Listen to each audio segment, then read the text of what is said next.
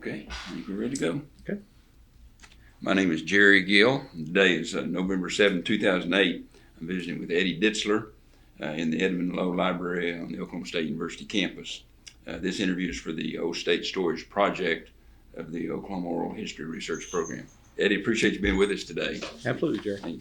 Now, I know you graduated from Oklahoma State University with a degree in accounting, and you're currently a partner in the accounting firm Grant Thornton. Yes, sir. But I'd like to, if you can we go back a little bit earlier in your life and kind of back up from there? Can you tell a little bit about where you grew up, your family? Sure. I grew up in Henrietta, Oklahoma. I was my sister was actually the first one in our family to go to college, and she came to OSU, and I tagged along on her coattails and came to OSU and fell in love with OSU and from about 1974 forward, and have been back, and it's been a big part of my life ever since then.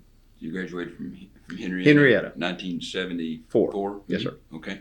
Well, what has anything influenced you other than just your older sister being there? Was that the primary influence? That was my primary reason. She came up here. She went to a junior college and then transferred up here, and so I'd got to spend a little bit of time up here off and on, not a great deal, but when I started looking for colleges, it was stay close to home but not too close, and my father was absolutely it was imperative that we were going to go to college, even though no one in his family had ever been to college before. Great.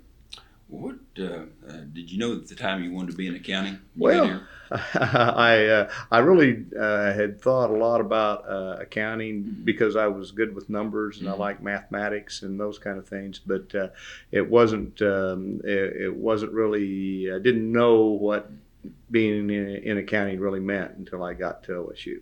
You just enrolled in general business. General business first, I think initially, and then. I believe maybe the sophomore year when we made kind of a commitment to the accounting program. Mm-hmm.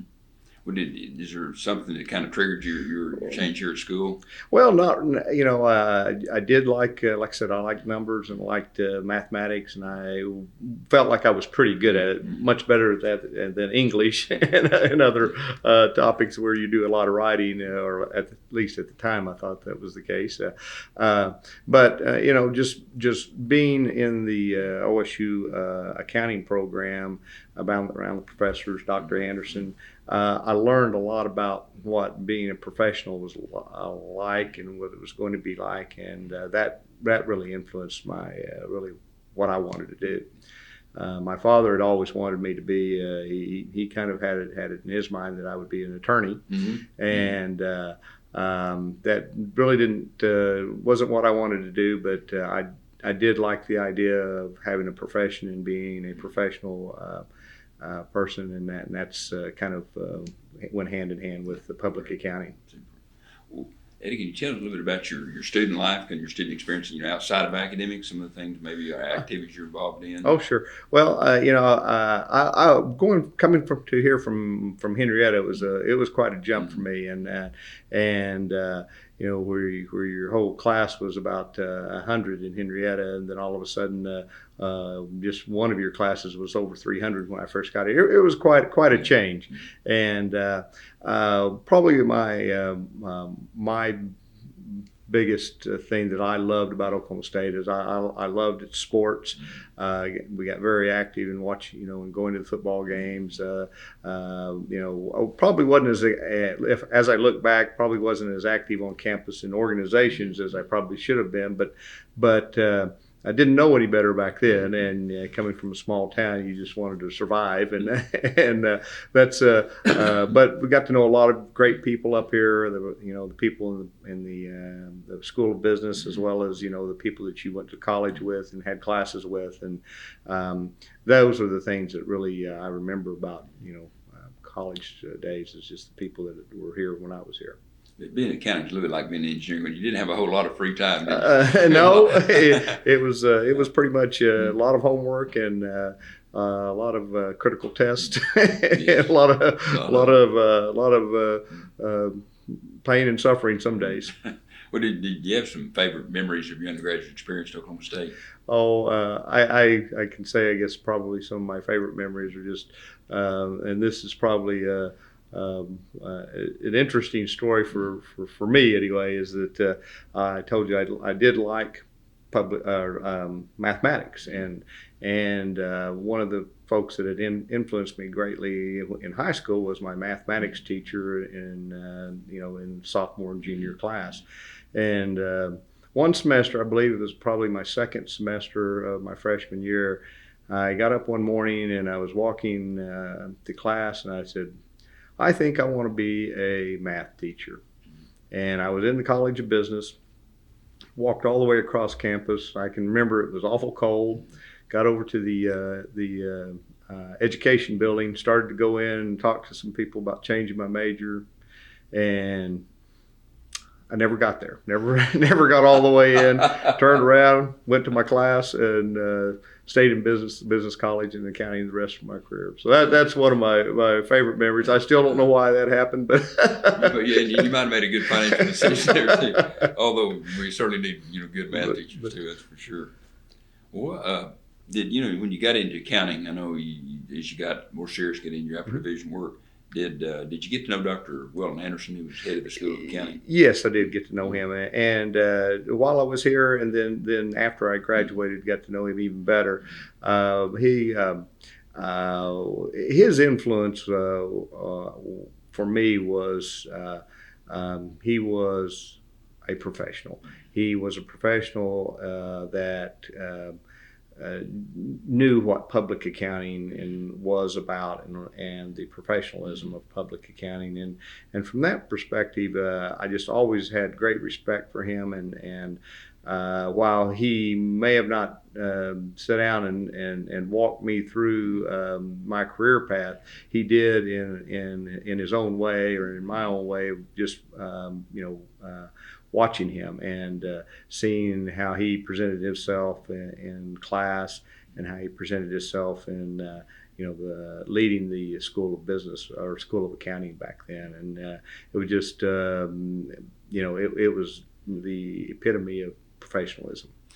How was he perceived by students at the time and other faculty? Do you recall? He was perceived as very, very stern and very tough, but very fair. I don't ever recall anybody saying that he was not fair. And again, I think he brought professionalism to the classroom, not just being an instructor, but really teaching you beyond what the nuts and bolts of accounting are, and the debits and credits, but getting to what the profession does and why we're there, and the importance of public accounting. Well, I've heard it said that he probably really put, well, there's a department there, school before he got there, that he probably put the School of Accounting on the map, so to speak, at Oklahoma State University. Is that true? Oh, I believe that's absolutely the case. I think shortly after I started, and of course it didn't have anything to do with me, but it was kind of in the heyday when Dr. Anderson had recruited some great professors, one of which went on to be on the Financial Accounting Standards Board, and Michael Crouch, and they had a group of professors that were great academicians, but also great representatives of the industry of public accounting, and Andy was responsible for that, and he led that process, and I think that we had one of the most respected accounting curriculums in the country for a long period of time when he was here. This is from several years ago, but back, I'm thinking here in the 70s, 80s, but there for a couple of years, I remember I had heard it, he recited that Oklahoma State University in our region, which is Texas, Oklahoma, and whatever, where you take the CPA exam, that we had either the highest or second highest percentage of applicants, or say the people that took the test, right, that passed it on the first time than any other accounting school in the region. Is that does sound very familiar. I don't know if I could quote the statistics either, but and that is one thing that I do recall from my training. We the professors were, the expectation that Dr. Anderson and the professors set for us was, you'd be a CPA when you get out from OSU, and shortly thereafter. And that was the expectation, and that was why you were there. So you were taught to that level, right? And many of the classes, the tests that we took were actually excerpts from the CPA exam. So we had great experience knowing what to expect when we took that exam. So you feel like your preparation here at Oklahoma State in accounting helped prepare you for your CPA exam and for your career in accounting? Oh, absolutely. There's no doubt about it. Now I can't say that I passed on the first time, but it took me 2 times. But and most of it does take 2, I understand. So. But I can also say that I did not have to go into an in-depth study curriculum to take the exam. I was prepared for the exam coming out of Oklahoma State. A lot of people would go and do alternative study curriculums, outside of Becker courses and things like that, and because they may not be prepared, but I felt like I was very prepared, and while I didn't pass it in one, it did take me 2 times, but I did that without any additional study. Well, Eddie, could you kind of share with me a little bit about your career, after leaving Oklahoma State University, and maybe a little bit about how your preparation here helped you in your career? Oh, sure. Well, I guess one of my first steps was going through the interview processes here at Oklahoma State through the career counseling, and with that process, I joined the accounting firm at that point in time was Alexander Grant in Oklahoma City, mid-size public accounting firm that had roots from Chicago, and became a part of that firm, right after my undergraduate degree. I worked in the Oklahoma City office of Alexander Grant for about 1.5 years, and then decided to kind of expand my education. Came back to Oklahoma State and got my master's degree, and then re-entered the workforce after about 1.5 years. In Oklahoma City again with Alexander Grant, which is now Grant Thornton, and I've been with that firm my whole career. I've always found that the theories that were presented by the accounting faculty during my tenure here was they have stayed with me all my career. As I see, there's numerous changes in accounting requirements, accounting principles, but what I always see in those new principles and new requirements is they all fall back on those accounting theories that we learned, closing in on 25 and 30 years ago now back at Oklahoma State, and that was presented by the professors in the School of Accounting. They were getting it right then, and those kind of things are still holding true today, and have really helped me understand when new things come out, how to attack them, how to understand them, and what they really mean to us as auditors and accountants. Well, did y'all, or let me rephrase it, was Oklahoma State one of the schools that you looked at pretty strongly when you were recruiting people into your firm? Oh, absolutely.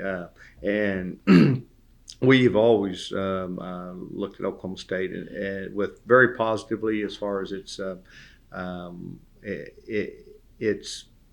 the type of young people that come out of here. They are prepared. They have the skill sets that we need, and we continue to grow those skill sets, but they come out very prepared. In the last, probably it's closing in on 8 years now, we acquired the Tulsa practice of Arthur Anderson, and our Tulsa office recruits here, I won't say quite exclusively, but Their staff is significant Oklahoma State graduates, and they've had great results. In Oklahoma City, we kind of have a little more diversity just because of we have the other university south of Oklahoma City and University of Central Oklahoma, and so we don't probably get the volume of Oklahoma State students that our Tulsa office does, but we sure find that they're very qualified candidates and outstanding candidates. Eddie, you're a partner. Yes. In the firm. Are there other OSU people in Tulsa and Oklahoma City firms that are partners? Yes, we have in Oklahoma City. I think we have two partners from that have graduated from Oklahoma State. In Tulsa, we have, I believe, we also have two partners over there. And that's out of probably a total of in Oklahoma City, it's 2 out of 6. And in Tulsa, it's I think 2 out of about 5. So very well represented all the way through our ranks, to partner, manager, and we've had one of OSU's graduates. He's now retired, but had coordinated our nationwide continuing education programs for many years. George Kroll. He was, I believe, he received his master's from Oklahoma State, and actually had instructed here for a short period of time. I think even during the window that I was here. Mm-hmm. So we have some great people that have been here at Oklahoma State.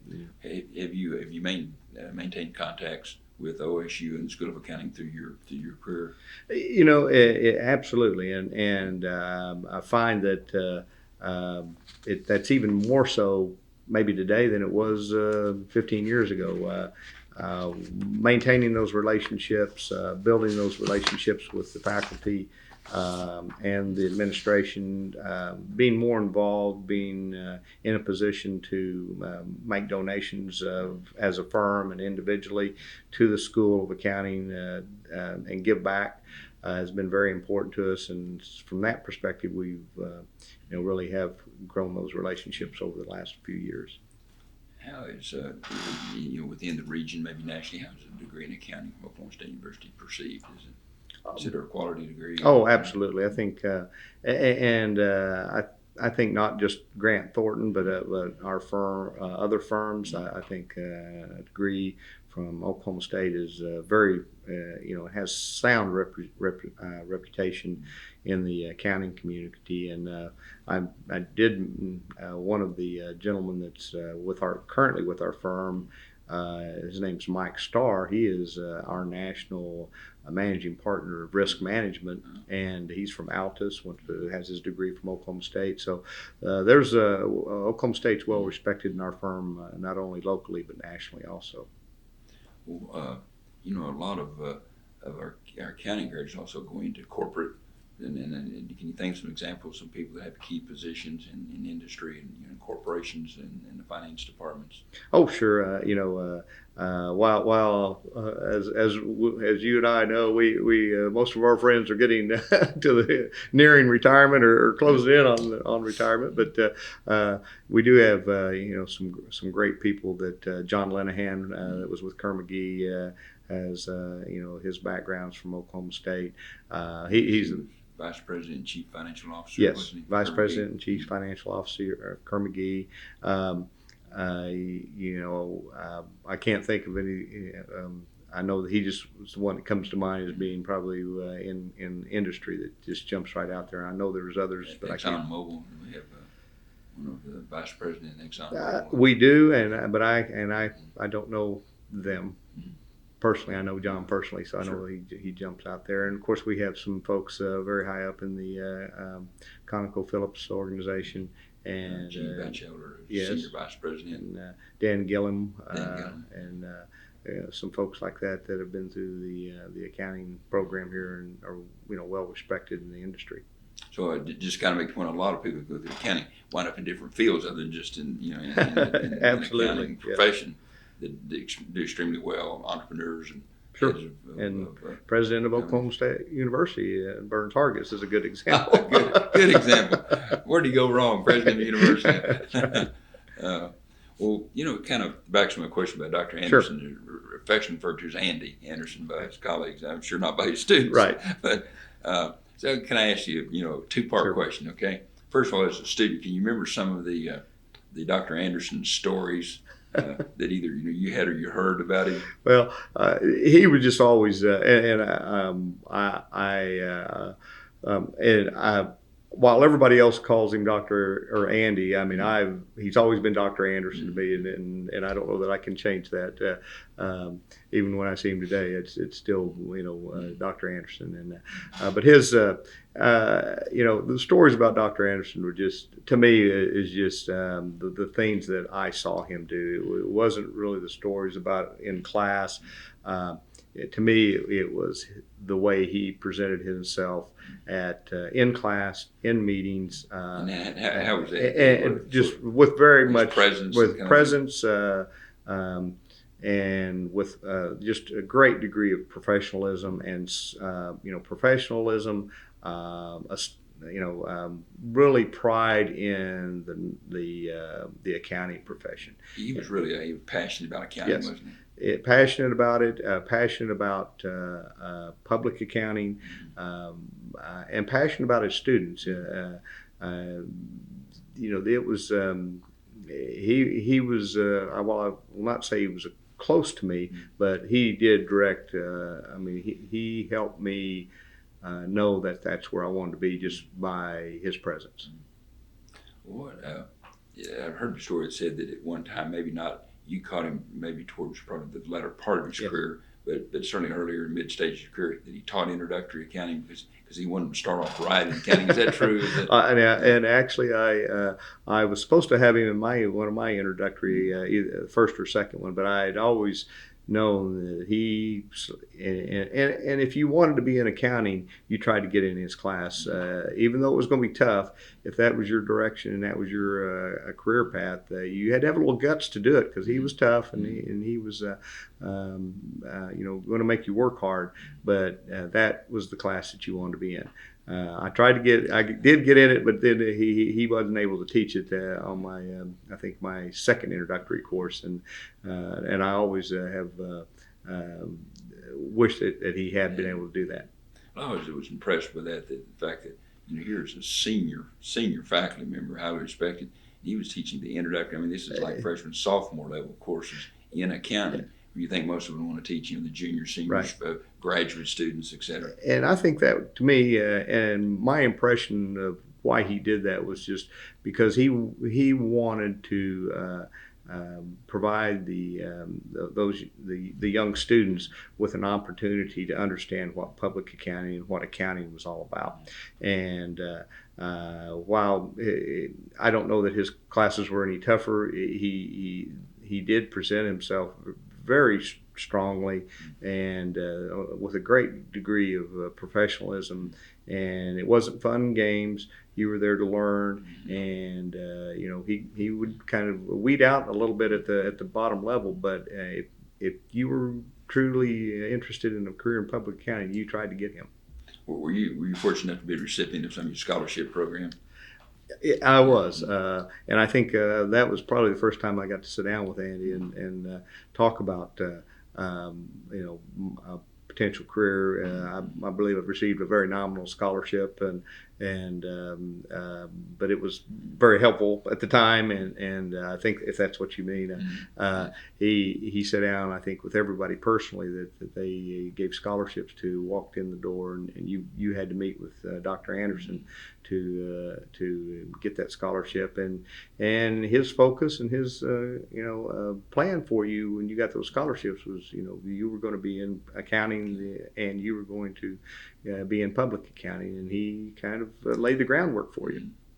You were one of Andy's boys, and you got his scholarship, weren't you? That's right. I'd heard a story. You maybe collaborate this, but he had students even coming out of high school, if they really had a high ACT, like a 29, 30 ACT or higher score, Well, Andy would talk to the representatives over in high school and college relations. Said if you meet one of those kids and they any interest in accounting, have that kind of score, he said you tell them on the spot they've got a scholarship.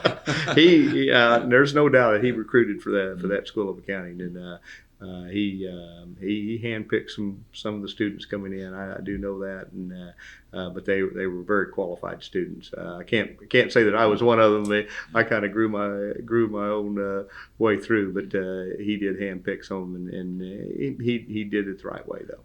Did he maintain contacts with his graduates? I mean, with his students, his graduates that went in the industry. I know that. I don't know the extent. Most of the contact I've had with Dr. Anderson was coming back for events. He put on a golf tournament for graduates and to raise scholarship funds for the department.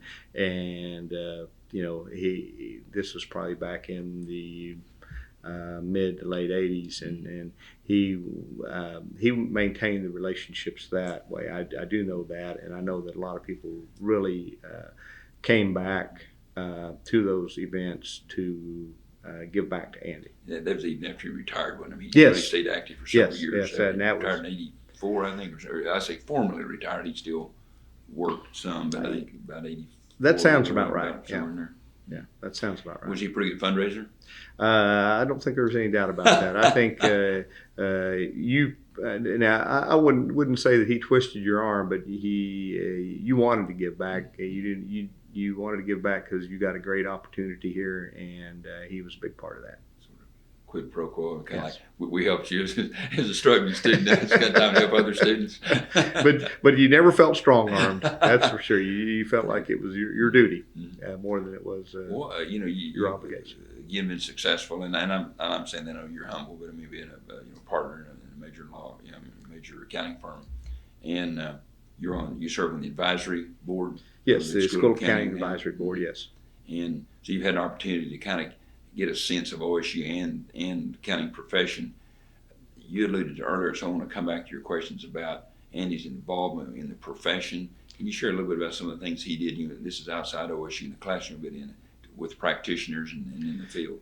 Well, I don't know. By the time I was in the in practice, Andy was kind of towards the end of his career, so we didn't see a whole lot of that. I just know that in the early stages, he was very active in bringing practical applications to the classroom.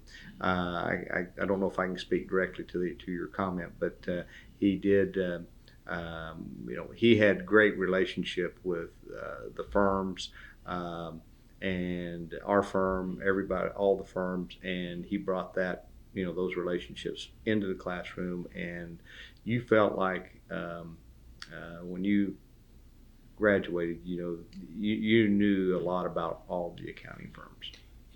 Did you at least sort of indirectly, did people know about Andy Anderson in the accounting field? Yes. One of those individuals yes. That you knew about if you worked in that area? Yes, I think especially. And I shouldn't say just here in Oklahoma, but that was my exposure. But Dr. Anderson had he had a bit of an aura about him as far as he was, in my mind, he was public accounting, and he was, a leader of students towards that career path. So absolutely, I think the public accounting world knew Dr. Anderson. Well, sort of alluded to earlier, but let me ask it in a little bit different way. As you progressed through your professional career, did your degree in accounting and your continuing association with Oklahoma State University, was that valuable to you professionally?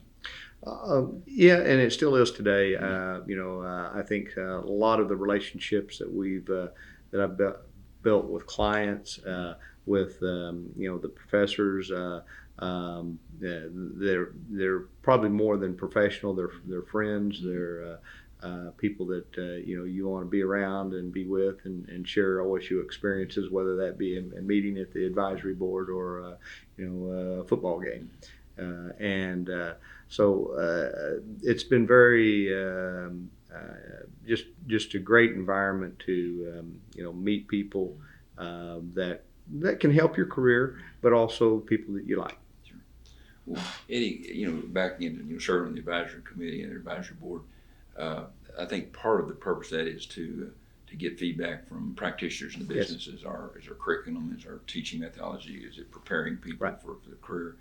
So you get a chance to see probably the level that most people do not about where Oklahoma State University Accounting program is. What do you feel good about it going forward? Do you think it's positioned itself correctly?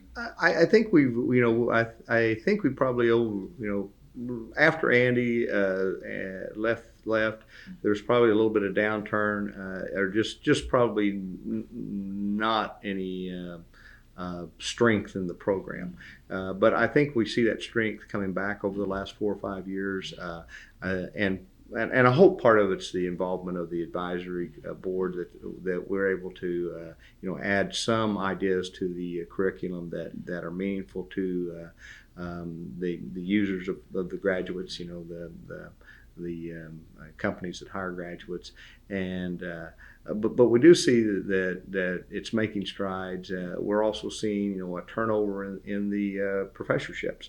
We're seeing the professors that were here when I was going to school, they're starting to get to the point of retirement. Lanny Chastain retired here. Lanny Chastain and Dr. Doerr's getting close to retirement. I think he actually is retired now. And so we're seeing a turnover, and while I think that'll be a challenge for the next couple of years, it also will be good to bring some new people into the fold, let them understand the relationships that the older professors had with the business community, and start building those relationships. So I think it's in good hands, and I think it's moving in the right direction. I don't think it's probably as strong as it was when we had Dr. Anderson, or when we had the professors that Michael Crouch and Bud Baskin and that group, but I think it's on the uptick, absolutely. Well, is there anything, Eddie, do you mind to kind of sharing with us some of your personal highlights and professional highlights in your career, some of the things you've done that give you pride that you share with us? Well, I don't know if I could say I've got highlights. It just seems like we have a great practice in Oklahoma City. Our firm has grown since I first started. The firm was probably less than 20 people to today. Our Oklahoma City practice is closing in on 100 people. We have really had great opportunities in the Oklahoma City market, and while I can't say that I take credit for that, that's absolutely just all the players in our firm. Highlights, I just have been, I would say, a steady performer. One of the things that I like to talk about is one of my largest clients that I deal with is Hobby Lobby stores. They are, I was a staff on that job back in 1985 or 86, and now I'm the partner on that engagement. We've had that engagement, well over 22 years, and have serviced them from an accounting and tax perspective for years. So those are the kind of things that I look back on as highlights. Being able to maintain client relationships like that, and to help grow the firm, and help grow the practice here in Oklahoma City. I won't take all the credit, but just being there and being a part of it, that's been important to me. Well, major affirmations to become a partner. Well, and that's true. That's true. That is true. Growing up with one firm, and not everybody. When I recruit kids today, I say we don't. Well, we hope everybody makes partner. We know that's not going to be the case, but to be able to be a partner in the firm, and absolutely, Jerry, that's absolutely a highlight. Have you done some any sort of adjunct teaching or any of your professional training in accounting over the years? Well, I have not. We did have an opportunity when growing up through Grant Thornton to instruct at some of our training, local, not local, but national training programs, and I was heavily involved in that. Probably the first 5 to 7 years of my career, being a leader and an instructor of either brand new kids coming out of college or people that had a couple of years experience and were on becoming seniors in our firm. That's really my extent of teaching. The firm Grant Thornton we have helped the accounting department with practicums. I haven't had a chance to do that, but I was just talking to Dr. Wetzel about possibly being involved in that this year. So that's something that does intrigue me, and I would like to give back that way if I could. What, Eddie, you've been a major shakeup since Arthur Anderson and accounting, in a lot of ways. But how's the accounting profession changing, and where do you see it going in the future? Well, the accounting profession's changing. From the standpoint is it is a very, very complex profession these days. And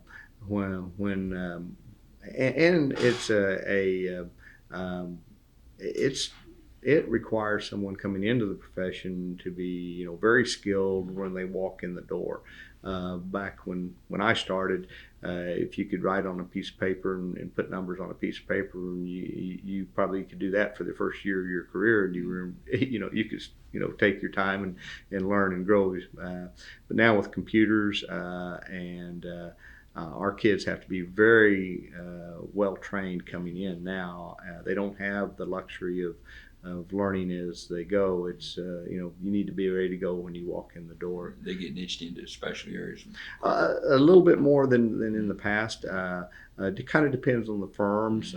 Some firms have specialty areas. Our firm, we have some. We won't call expertise areas. We'll call them niches. You may work in an area like oil and gas for 80% of your project time, nonprofit, and then nonprofit the other, or governmental or something for a short period of time. But we do have some niches, but not so much specific expertise areas. Is there different? In ways that are there different things that they're doing as in a firm that they didn't used to do? Different kinds of activities that you're engaged in accounting. There are all the firms are generally, although we've always had consulting practices. Probably the sensitivity to consulting practices has kind of changed because of the independence rules over the last 6 to 8 years with Sarbanes-Oxley and some of the new independence rules where you can't perform a lot of services, a lot of consulting services for a client that you audit. Mm-hmm. So what that has stimulated is a consulting practice that kind of has its own set of clients as opposed to the audit practice clients. So it is changing from that perspective. Even auditing techniques and the auditing methodologies that the firms use are now automated to some extent. Most everything is electronic. A lot of our files are electronic. So it has changed dramatically, and the complexity of the accounting rules and being able to apply the accounting rules is becoming more and more difficult as transactions become more complex. And with the financial crisis we've seen in the last couple of months and last year even, the part of that has been driven by the complexity of the financial instruments that were being created by the brokerage houses. And very creative, very creative, and I'm not sure everybody knew what they had. Maybe they were too creative. So that presents additional complexity to the accounting profession and to the auditing profession. How do you account for them, and then the auditors? How do you value? How are you valuing these for financial statement purposes? Well, Eddie, it seems like there's a little bit of I don't say a contradiction, but there's sort of a paradox a little bit about students are expected to come in now and ready to hit the ground rolling, but yet it's gotten much more complex. And so I guess I kind of come back. Are you feeding some of this back to OSU and your accounting people? Here are things. Here's how the industry is changing. Here's some of the complexities. You're going to need to deal with some of these types of things while they're in class and before they get here. Yes, and that's exactly what the advisory board is doing. It's pushing back information to the professors to adjust the curriculum. Of course, a lot of the curriculum follows the accounting rules and the accounting standards that are changing, so it does pick up some of the complexity. But having the depth of knowledge, it is more critically important. And when I was coming out of school, there were 13 financial accounting standards, and now there's upwards of 170. So that just kind of tells you that the kids coming out today have a much broader base of information content to understand, and we do try to make sure through the advisory board that the curriculum does cover what we need. Do you see the OSU students are coming out to you, and certainly those that are coming into your firm, do you see them coming better prepared? Absolutely. I think they're very well prepared. They're still, when you haven't had the experience of being with the firm and learning hands-on, there's still a learning curve, but they come out probably a whole lot more prepared than when back in my day. Part of your discussion, probably. Now, they told you in the textbook. Now, as a practitioner, here's that'll probably always be the case. Yeah, to be able to put your hands on it and do it, do something the correct way, even though you've read about it, it's still difficult. Well, Eddy, gosh, I appreciate you taking the time to visit with us, and a lot of good information. But is there anything we haven't discussed that you'd like to share with us about OSU, about accounting, your feelings about our program? Well, I just when you had called me and asked me to visit with you a little bit, I just harkened back to really my thoughts of Dr. Anderson, and he is someone that influenced me, not necessarily by sitting down and pulling me along and being a mentor to me, but just being in front of the classroom, in front of the program and leading the program. He was so noticeable that he made me say, that's what I want to do for a career, and it has really been beneficial from my perspective.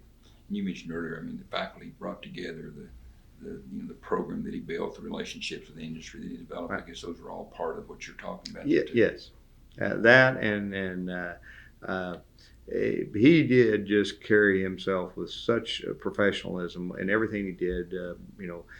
Trying to get you to come into the program. Whatever he did, you felt it was sincere, and you wanted to perform for him. Well, Eddy, appreciate it. Absolutely, Jerry. I appreciate. Hopefully, I helped you some here.